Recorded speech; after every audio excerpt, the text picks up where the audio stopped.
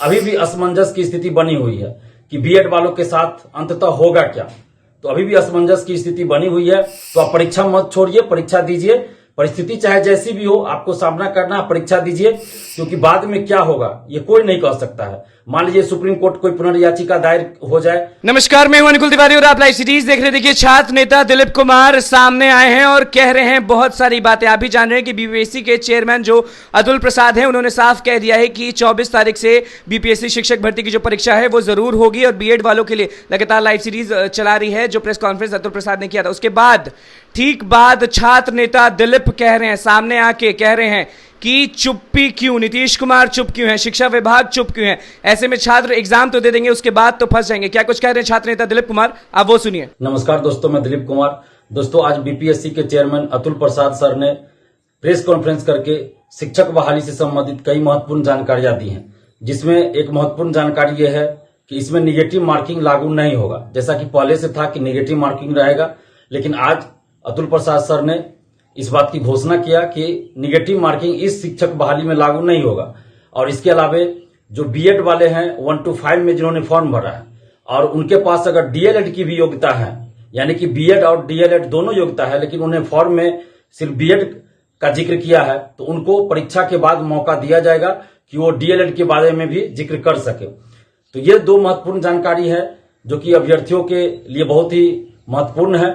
इसके अलावा जो बीएड का मामला चल रहा है, बीएड वर्सेस डीएलएड का, जो सुप्रीम कोर्ट का आदेश आया उसके बाद, तो इससे संबंधित बहुत सारी बातें उन्होंने बताई, सुप्रीम कोर्ट के आदेश का जिक्र किया उन्होंने। लेकिन फिर भी अभी भी असमंजस की स्थिति बनी हुई है कि बीएड वालों के साथ अंततः होगा क्या। तो अभी भी असमंजस की स्थिति बनी हुई है। लेकिन मेरा व्यक्तिगत राय मेरी ये है कि आप लोग परीक्षा दीजिए, चूंकि परीक्षा हो रही है। बीपीएससी के चेयरमैन साहब ने यह स्पष्ट किया है कि परीक्षा नहीं रुकेगी। सुप्रीम कोर्ट के आदेश का उन्होंने जिक्र किया, जिसमें बहुत सारी बातों का उन्होंने जिक्र किया है। तो परीक्षा वो ले रहे हैं, परीक्षा स्थगित नहीं हो रही है। तो ऐसी परिस्थिति में आप लोग परीक्षा जरूर दीजिए, परीक्षा मत छोड़िए, क्योंकि बाद में क्या होगा ये कोई नहीं कह सकता है। मान लीजिए सुप्रीम कोर्ट कोई पुनर्याचिका दायर हो जाए, तो सुप्रीम कोर्ट कुछ इस पे विचार करे, या राज्य सरकार ही इस पे जाए सुप्रीम कोर्ट, तो कुछ हो सकता है बीच का रास्ता निकल जाए। तो इसलिए आप लोग पढ़ाई कीजिए, जो भी समय बचा है उसमें पढ़ाई कीजिए, रिवीजन कीजिए और अपने आप को मानसिक रूप से तैयार कर लीजिए परीक्षा के लिए, और आप लोग परीक्षा दीजिए, क्योंकि परीक्षा मत छोड़िए। बहुत सारे स्टूडेंट्स मुझे भी फोन कर रहे हैं कि परीक्षा दे कि नहीं दे, तो आप परीक्षा मत छोड़िए, परीक्षा दीजिए। परिस्थिति चाहे जैसी भी हो, आपको सामना करना, परीक्षा दीजिए। और अगर बीएड वाले को इस बहाली में शामिल नहीं किया जाएगा, यानी कि परीक्षा के बाद मेरिट लिस्ट में शामिल नहीं किया जाता है बीएड वाले को 1 to 5 के लिए, तो फिर जो 3 चांस की बात है, तो उनका 1 चांस खत्म नहीं माना जाएगा। इस बहाली के अंतर्गत 1 चांस समाप्त नहीं माना जाएगा, ऐसा बीपीएससी के चेयरमैन साहब ने कहा है। तो इसलिए आप लोग परीक्षा दीजिए, पूरे मानसिक रूप से तैयार हो जाइए और परीक्षा दीजिए। बाकी सरकार और बिहार का शिक्षा विभाग और बिहार सरकार चुप्पी क्यों साधे हुई है, इस पे तो सवाल खड़ा होता ही है। बीपीएससी को तो शिक्षा विभाग ने, बिहार सरकार ने शिक्षक बहाली की परीक्षा कंडक्ट कराने की जिम्मेवारी दी है। तो बीपीएससी अब चलिए अपना काम कर रही है, जैसा कि चेयरमैन साहब बार बार इस चीज का जिक्र कर रहे हैं। तो मान लीजिए कि वो अपना काम कर रहे हैं, कि वो परीक्षा ले रहे हैं, मेरिट का निर्धारण करना योग्य है कौन नहीं है वो परीक्षा के बाद होगा। एनसीटी का क्या गाइडलाइन होगा, बिहार सरकार का क्या गाइडलाइन होगा, उसके अनुसार वो काम करेंगे। तो वो बिहार सरकार पे अपना पल्ला झाड़ रहे हैं, और बिहार सरकार और शिक्षा विभाग बीपीएससी के कंधे पे बंदूक रखकर चलाना चाहती है। आखिर बिहार सरकार और शिक्षा विभाग चुप्पी क्यों साधे हुई है? शिक्षा विभाग को कुछ तो स्पष्ट करना चाहिए ना इस मामले में, कि क्या होगा नहीं होगा, शिक्षा विभाग क्या कर रहा है नहीं कर रहा है, कुछ स्पष्ट करना चाहिए, कुछ बोलना चाहिए। लेकिन एकदम चुप्पी साधे हुए हैं। तो यहाँ पे जो अभ्यर्थी है, जो परीक्षा देने जाएंगे, 2 दिन उनको रहना पड़ेगा, हो सकता है 3 दिन भी रहना पड़े। और चलिए, एक काम बीपीएससी ने अच्छा किया है कि गृह जिला के अगल बगल जिला में सेंटर दिया है। कुछ लोगों का हो सकता है सेंटर की कमी की वजह से थोड़ा दूर भी गया होगा, तो हम लोग बराबर ये मांग कर रहे थे कि गृह जिला के अगल बगल जिला में ही सेंटर होना चाहिए। तो बीपीएससी ने एक अच्छा काम किया, इसके लिए हम बीपीएससी को धन्यवाद देते हैं। लेकिन फिर भी उनको खर्च तो होगा। मान लीजिए गृह जिला के अगल बगल जिला में भी सेंटर, तो भी आने जाने में खर्च होगा। बहुत सारे अभ्यर्थी वहां रहकर परीक्षा देंगे, तो 1 दिन नहीं 2 दिन 3 दिन रहना पड़ेगा, उसमें उनको खर्च होगा, परेशानी होगा।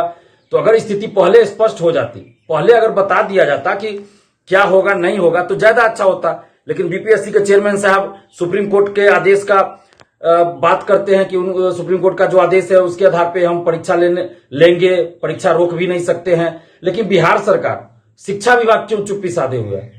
शिक्षा विभाग को तो कुछ बोलना चाहिए ना, शिक्षा विभाग को बोलना चाहिए, शिक्षा विभाग को बीच का कोई रास्ता निकालना चाहिए। लेकिन अभी जो भी है परिस्थिति है उसमें आप सभी परीक्षार्थियों से मैं यही आग्रह करेंगे कि आप मानसिक रूप से अपने आप को तैयार कर लीजिए और परीक्षा दीजिए, परीक्षा मत छोड़िए, क्योंकि बाद में क्या होगा ये कोई नहीं जानता है। हो सकता है सुप्रीम कोर्ट से ही बीच का कोई रास्ता निकल जाए, कुछ भी हो सकता है, ये तो कोई नहीं कह सकता। तो इसलिए आप लोग परीक्षा दीजिए, परीक्षा मत छोड़िए।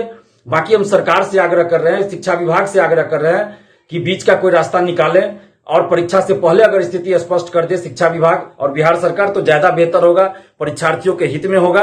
और बीपीएससी चेयरमैन साहब ने 2 बातें जो महत्वपूर्ण बताई कि निगेटिव मार्किंग नहीं लागू होगा इसमें, और बीएड और डीएलएड जो दोनों कोर्स किए हैं और बीएड से फॉर्म भरे 1 to 5 में, तो उनके लिए परीक्षा के बाद मौका दिया जाएगा कि वो डीएलएड की जानकारी उपलब्ध करा सकते हैं, वेबसाइट पे वो डाल सकते हैं, तो उनको डीएलएड में ही गिना जाएगा। तो ये एक अच्छी बात है। तो जो भी अभ्यर्थी हैं आप लोग परीक्षा दीजिए, परीक्षा मत छोड़िएगा। मैं तो यही व्यक्तिगत रूप से आपसे अपील कर रहा हूं कि परीक्षा मत छोड़िए, क्योंकि बाद में क्या होगा नहीं होगा ये कोई नहीं जानता है। बाकी बिहार सरकार और बिहार सरकार के शिक्षा विभाग से हम आग्रह कर रहे हैं कि आप स्थिति कुछ स्पष्ट कीजिए, कुछ तो बोलिए, चुप्पी क्यों साधे हुए हैं, कुछ तो आप बोलिए। बीपीएससी के कंधे पे बंदूक रखकर मत चलाइए, आप कुछ तो बोलिए कि क्या आप करने जा रहे हैं, नहीं कर रहे हैं, कुछ बोलिए ताकि परीक्षार्थियों को थोड़ा सा विश्वास जगे। लेकिन एकदम चुप्पी साधे हुए बिहार सरकार और शिक्षा विभाग। तो हम शिक्षा विभाग से और बिहार सरकार से आग्रह कर रहे हैं, अपील कर रहे हैं कि कुछ बोलिए, बीच का रास्ता निकालिए ताकि अभ्यर्थियों के साथ न्याय हो। तो आपने सुन लिया कि किस तरह से चुप्पी के बात को सामने लाए हैं और बीपीएससी शिक्षक भर्ती को लेकर, बीएड के छात्रों को लेकर, डीएलएड के छात्रों को लेकर छात्र नेता दिलीप कुमार बहुत सारी बातें कहती हैं, लेकिन साफ कह रहे हैं कि बैठना तो पड़ेगा क्योंकि मजबूरी है। तो बस इसी के साथ बने, मैं चैनल को सब्सक्राइब करें, वीडियो को लाइक करें। धन्यवाद।